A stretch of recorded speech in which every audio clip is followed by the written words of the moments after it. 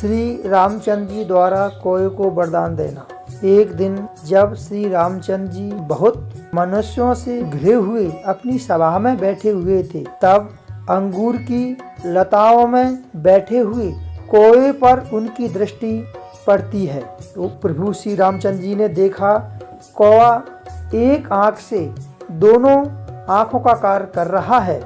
तब प्रभु श्री रामचंद्र जी ने देखा कि वह बारंबार मेरी ओर निहार रहा है और काँव काँव कर रहा है। प्रभु श्री रामचंद्र जी को उस पर दया आई और वह अपने पूर्व क्रोध का स्मरण करते हुए बोले, यहाँ मेरे पास आ।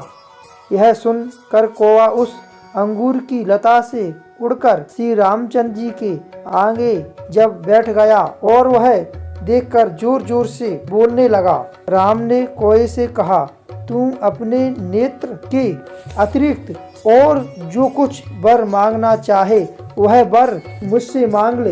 यह सुनकर वह कौवा बोला, हे प्रभु, मुझ पर इसी प्रकार आपकी सर्वदा कृपा बनी रहे। मैं इस लोक में सुखद हूँ, अन्य वरदानों को लेकर क्या करूँगा। तब कौवे की इस बात को सुनकर श्री रामचंद्र जी ने कहा, किसी भी द्वीपांतर में होने वाली भूत भविष्य तथा वर्तमान की सब बातें तेरी आंखों के समक्ष विद्यमान रहेंगी।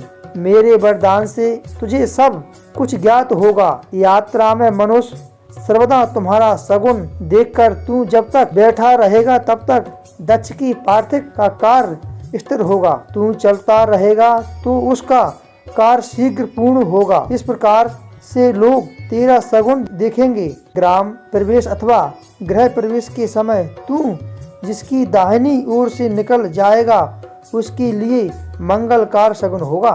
प्रेत के दशक पिंड का जब तक तू स्पर्श ना करेगा तब तक उस प्रेत की सदगति कदापि नहीं होगी और घर वाले यह समझेंगे कि अभी प्रेत की इच्छा पूर्ण नहीं हुई है, अतः जब तक वह तुमसे पूरा करा लेंगे तभी उस प्रेत को सदगति प्राप्त होगी और तुम भी इसके दशय पिंड को तभी स्पर्श करना जब वह स्वर्ग पूर्ण हो। दूसरा वरदान यह देता हूँ तुझे, जो लेखक लिखते समय भूल जाएगा वहाँ पर वे तुम्हारे पैर का चिन्ह बना देगा। तब पुस्तक में तुम्हारे पैर का चिन्ह देखकर लोग समझ जाएंगे कि कुछ भ्रम है। इस प्रकार से भगवान ने कौवा को वरदान दिए और कौवा उड़कर चला गया। जय श्री राम।